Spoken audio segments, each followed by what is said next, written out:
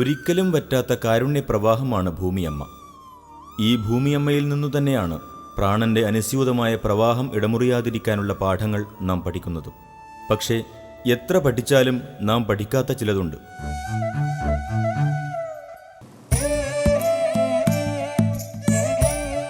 ഭാരതീയ സംസ്കാരത്തെക്കുറിച്ചും അറിവുകളെക്കുറിച്ചും പലരും വച്ചു പുലർത്തുന്ന വിശ്വാസക്കുറവ് ഒരുപക്ഷെ അറിവില്ലായ്മയിൽ നിന്നും ഉരുത്തിരിഞ്ഞതാകാം. കവി ONV കുറുപ്പിൻ്റെ ഈ വാക്കുകൾ നമുക്ക് പാഠമാകേണ്ടതാണ്. ഒരു കറ്റാർ വാഴയിൽ നിന്ന് പോലും നമുക്ക് പഠിക്കാനുണ്ട്.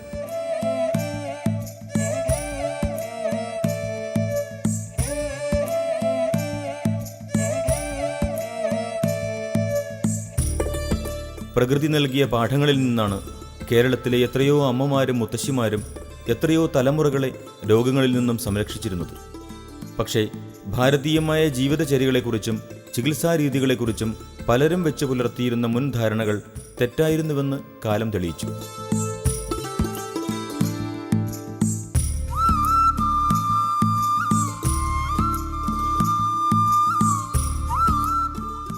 ഭാരതീയ ചിന്തകളും ആർഷവും പ്രാചീനവുമായ രോഗവിമുക്തമായ ജീവിതശൈലിയും പഠന വിഷയമാക്കേണ്ടതും പകർത്തേണ്ടതുമാണെന്ന് പാശ്ചാത്യ ലോകം തിരിച്ചറിഞ്ഞപ്പോഴാണ് നമ്മൾ പോലും ആത്മാന്വേഷണം നടത്തി തുടങ്ങിയത്.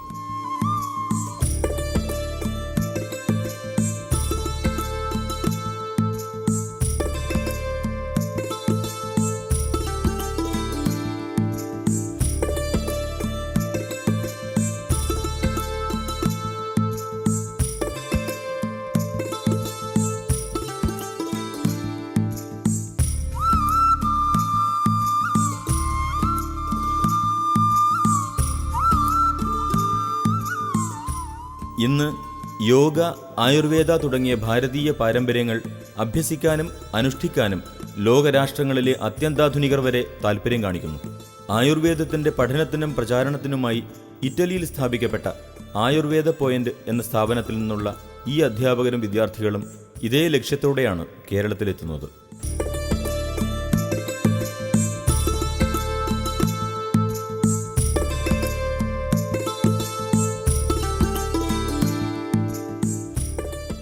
പല രാജ്യങ്ങളിലും ഇത്തരം പാരമ്പര്യ വൈദ്യശാസ്ത്രങ്ങളുണ്ടെങ്കിലും ഭാരതത്തിലാണ് ഇന്നും ആയുർവേദമെന്ന മഹാപാരമ്പര്യം ശക്തിപൂർവ്വം നിലനിൽക്കുന്നതെന്ന് ഇവർ തിരിച്ചറിയുന്നു. അതുകൊണ്ട് തന്നെയാണ് സ്വാസ്ഥ്യം തേടി ഇവർ ഭാരതത്തിലേക്ക് വന്നെത്തുന്നത്.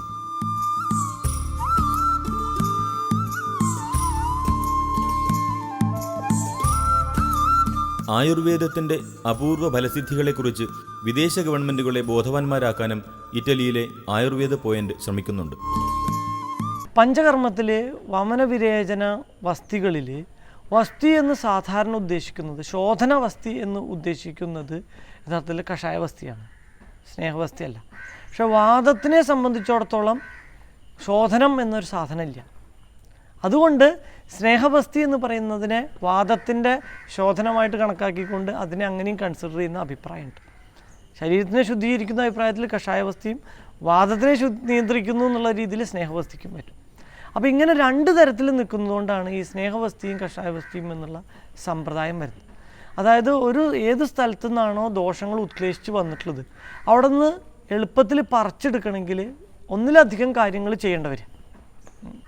അപ്പോൾ സ്നേഹവസ്തി കൊണ്ട് നമ്മൾ അതിനെ കുതിർത്തി ദോഷത്തിനെ ഇളക്കുന്നു, കഷായവസ്തി കൊണ്ട് എടുത്തു മാറ്റുന്നു. ഇപ്പോൾ ഉദാഹരണമായിട്ട് നമ്മൾ വീട്ടിൽ ഒരു ചട്ടിയിൽ ഒരു മെഴുക്ക് പുരട്ടി ഉണ്ടാക്കിയപ്പോൾ ആ ചട്ടിയിൽ അടി പിടിച്ചു ഭക്ഷണ പദാർത്ഥം, നല്ലോണം അടി പിടിച്ചു വെച്ചാൽ നമുക്കത് വെറുതെ വടിയിട്ട് ഇളക്കിയാൽ ചിലപ്പോൾ, അല്ലെങ്കിൽ ഒരു ചട്ടുകം കൊണ്ട് ഒരുപാട് ഉരച്ച് കഴിഞ്ഞാൽ അത് ചിലപ്പോൾ മുഴുവനായിട്ട് പോകുന്നു വരില്ല. നമ്മളെന്ത് ചെയ്യും, ആ ചട്ടിയിൽ കുറച്ച് മെഴുക്ക് ഉള്ള സാധനം ഒഴിച്ചു വെച്ച് കുറച്ച് നേരം കുതിർത്തി അതിനുശേഷം കുറച്ച് ചൂടുവെള്ളമൊക്കെ ഒഴിച്ച് പിന്നീട് ഇളക്കിയെടുത്താൽ കുറച്ചുകൂടി സുഖമായിട്ട് പോകും. ഇതുപോലെ തന്നെ കോഷ്ടം എന്ന് പറയുന്ന ഈ വൻകുടലിൻ്റെ ഭാഗത്തിൽ നമ്മൾ സ്നേഹവസ്തി കൊണ്ട് ഉദ്ദേശിക്കുന്നത് അവിടെ മെഴുക്കൊക്കെ പുരട്ടി അവിടെ പറ്റിക്കിടക്കുന്ന ഈ മലം, അതോടൊപ്പം തന്നെ അവിടേക്ക് വന്നിട്ട് ശരീരത്തിൻ്റെ മറ്റു ഭാഗത്തു നിന്ന് അവിടേക്ക് വന്നിട്ടുള്ള മാലിന്യങ്ങളെയൊക്കെ ഇളകുകയും അവിടുന്ന് പിന്നെ കഷായവസ്തി കൊണ്ടാണ് നമ്മൾ ഇളകിയതിനെ പുറത്തേക്ക് എടുക്കുന്നത്. പൂർവകർമ്മങ്ങൾക്കു ശേഷം ഔഷധങ്ങൾ നൽകി വയറിളക്കുക എന്നതാണ് വിരേചനം എന്ന കർമ്മം കൊണ്ട് ഉദ്ദേശിക്കുന്നത്. ശരീരത്തിൻ്റെയും രോഗത്തിൻ്റെയും അവസ്ഥകൾ പരിഗണിച്ചു മാത്രമേ പൂർവകർമ്മങ്ങൾ പോലും ചെയ്യാൻ വ്യവസ്ഥയുള്ളൂ.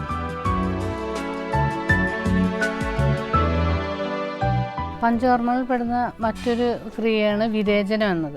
അപ്പോൾ വിരേചനം നമ്മൾ ചെയ്യുമ്പോൾ പ്രധാനമായിട്ടും പിത്തപ്രധാനമായിട്ട് വരുന്ന പൈത്തികമായിട്ട് വരുന്ന രോഗങ്ങളിലാണ് ചെയ്യുക. അപ്പോൾ പിത്തപ്രധാനമായിട്ടെന്ന് പറയുമ്പോൾ ത്വക്ക് രോഗങ്ങൾ, അതുപോലെ വയറിൽ വരുന്ന ഡിസോർഡേഴ്സ്, ഇപ്പോൾ ഗ്യാസ്ട്രിക് പ്രോബ്ലംസ് വരിക, നെഞ്ചരിച്ചിൽ, പുളിച്ചാട്ടിൽ, വയറിലുണ്ടാകുന്ന മലശോധന ഇല്ലാതിരിക്കുക, ഗൃഹിണി, അതുപോലെ വയറ് വീർപ്പ്, പിന്നെ കരൾ സംബന്ധമായിട്ടുള്ള ലിവർ സംബന്ധമായിട്ടുള്ള രോഗങ്ങൾ മുതലായുള്ളൊക്കെ ഈ വിരേചനമാണ് പഞ്ചകർമ്മത്തിനായിട്ട് ഉപയോഗിക്കുക. അപ്പം നമ്മൾ സാധാരണ കാണാറുള്ളൊരിതാണ് മദ്യപാനികൾ ധാരാളമുള്ള അവസ്ഥയിൽ ഇപ്പോൾ മദ്യപാനം നിർത്താൻ വരുന്നവരുണ്ട്, അതുപോലെ മദ്യപാനത്തെ തുടർന്ന് ലിവറിനൊക്കെ പ്രശ്നങ്ങളായിട്ട് വരുന്നവരുണ്ട്.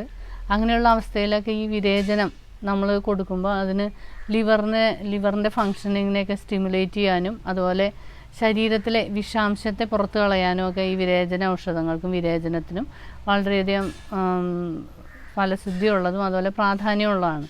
ഇവിടെ വിരേചന ഔഷധം കൊടുക്കുമ്പോൾ നമ്മൾ ചെയ്യുന്നത് എല്ലാ പഞ്ചകർമ്മങ്ങളിലും പറയപ്പെടുന്ന പോലെ സ്നേഹസ്വേദ പ്രയോഗം ആദ്യം ചെയ്യുക.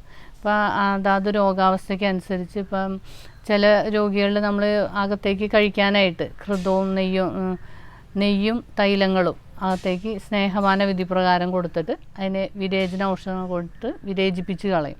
ഇനി ഈ വിരേചന ഔഷധം കൊടുക്കുമ്പോൾ ശ്രദ്ധിക്കേണ്ടത് ആ വ്യക്തിയുടെ കോഷ്ടത്തിനനുസരിച്ചുള്ള ഔഷധങ്ങളാണ് നമ്മൾ എടുക്കുക. ക്രൂര കോഷ്ടന്മാർ, ഇപ്പോൾ എന്ത് തീക്ഷ്ണമായിട്ടുള്ള മരുന്ന് കൊടുത്താലും വിരേചനം വയറിളകാത്ത വ്യക്തികളുണ്ട്. എന്നാൽ പാല് കൊടുത്താൽ തന്നെ വയറിളകുന്നവരുണ്ട്. അപ്പം മൃദുകോഷ്ടം എന്ന് പറയും അവരെ. വളരെ ലഘുവായിട്ടുള്ള മാത്രയിൽ ചെറിയ ഔഷധങ്ങൾ കൊടുക്കുമ്പോൾ തന്നെ വയറിളകുക. അതുപോലെ സാധാരണ രീതിയിൽ ഒരു മധ്യമാവസ്ഥ. അപ്പം ആ ഔഷധത്തിൻ്റെ തീക്ഷ്ണതയ്ക്കനുസരിച്ച് തീക്ഷ്ണമായിട്ടുള്ള വിരേചനം, തീക്ഷ്ണ വിരേചനം, മധ്യം വിരേചനം, അതുപോലെ ചെറിയ രീതിയിൽ പെട്ടെന്ന് തന്നെ മലശോധന വരുത്തുന്ന അവസ്ഥ, അങ്ങനെ 3 വിധത്തിൽ പറയപ്പെടുന്നുണ്ട്.